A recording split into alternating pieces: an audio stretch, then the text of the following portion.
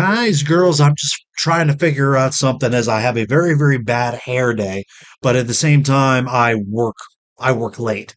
So I'm sitting here just touching up some stuff and figure out what I'm going to do next. And then I realize I have that hoodie hung up here, and I'm just running through my Instagram occasionally, and you can find some weird stuff and some fun stuff on my Instagram. It shows you at the end of the videos.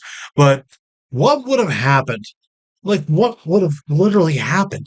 Like different in a different timeline, in a different, like, go back to the future in this timeline. What would have happened if the Quebec Nordiques never moved to Denver? Like, what if they actually had like a new building or something? Well, I did some running on the Instagram and I found a couple things, and it's actually pretty cool. So let's just have some fun. Okay, not going too hardcore as far as details. Let's just have a little fun. It's 1 o'clock in the flipping morning, and I just had this epiphany to put out an interesting video. So I have this hooked up to my iCloud coming off my phone. So just what exactly would happen if the Quebec Nordiques, never ever moved to Denver? Now you could clean up some ideas, clean up some things, and say, I think Denver would still get a NHL team. They would still be the Colorado Avalanche.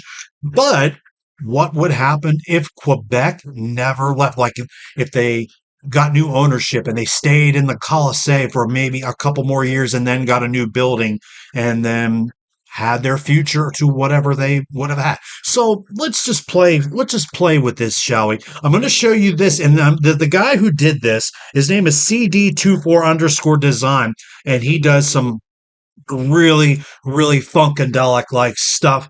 Like I saw Sidney Crosby in a Penguins Christmas uniform. It's pretty funkadelic, and he's got and they that it's a cool Instagram page. Check it out whenever you have to. But let's just have some fun here because I'm going to try to burn through this. Now, in case people forget, this is in fact what they were supposed to go to in 1995, just before they moved. This was the season they moved to Denver. But if you remember, they were going to go to the Wolf Dog logo with the Nordiques in the middle, keep the Florida Leaf, nice design up top, and they were going to a complete brand changeover with the purple and jade. Not like the Ducks, not like the Mighty Ducks, but this looks sick. If you saw jerseys with like Joe Sakic, Peter Forsberg, people will cop those for 300, 400, $500. You could probably get this jersey on RoyalRetros.com now. But this was the look they were going to go by.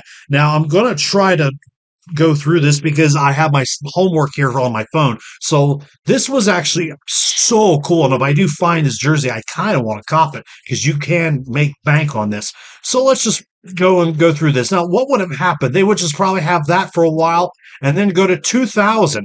So he has here, like many teams, people will rebrand after the 90s going into the 2000s. And he'll say the turn of the century, the Nordiques realized that the new look wasn't enough and kind of go back to the Nordiques ways. And it's just a nice little look. They'll keep in the navy pants, but it's a cleaner look. And they're going full edge with back to that Nordique blue and highlighting more red. So it looks pretty decent on that. So they're going to trying to keep more modern looks. That looks like the striping on the bottom is fairly, like, very, very simple. Striping on the elbow, very simple, but very, very clean. Not bad. Socks aren't bad either as well. He would have this going from 2000 to 2007, and we're going to fly through here as he's got this from 2005. You can tell this one's a little bit cool. It's going full-fledged navy blue. So he does an alternate jersey to add navy blue to it.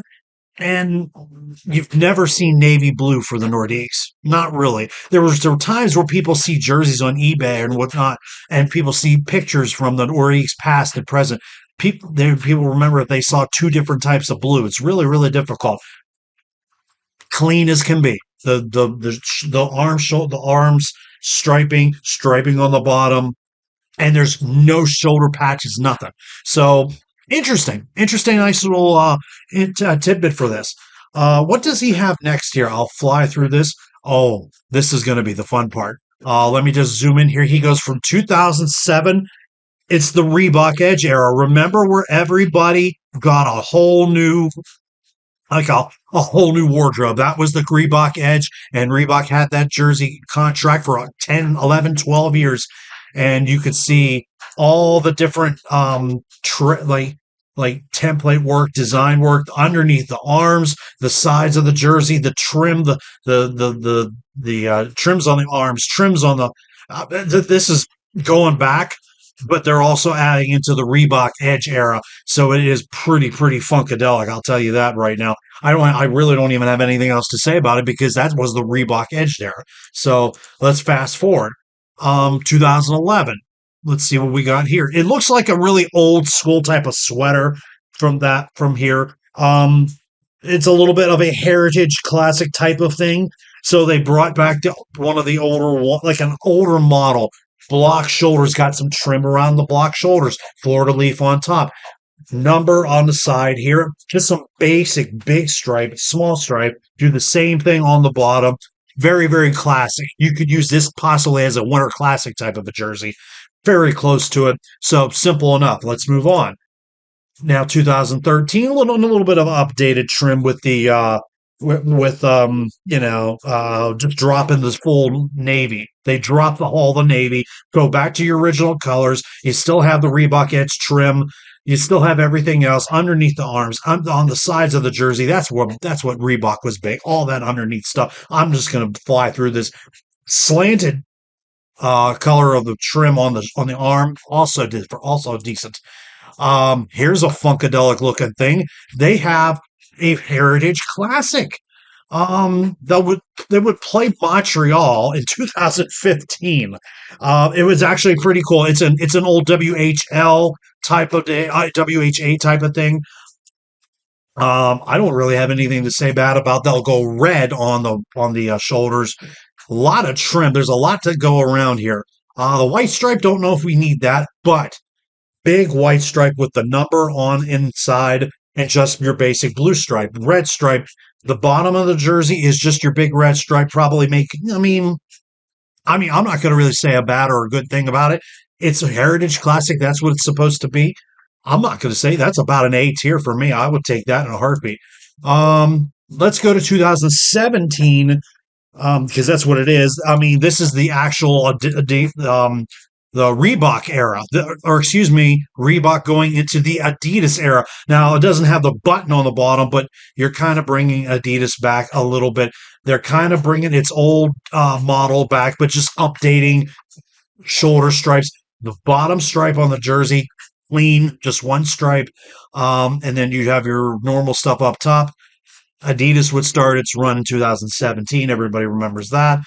And then we go to 2018, where he has a little bit of a kind of like two shades, kind of like an all blue type of a shade here, and a couple models here. It's early 1 o'clock in the morning. I mean, can you look real close and look at? He's got the Florida leaves inside the striping.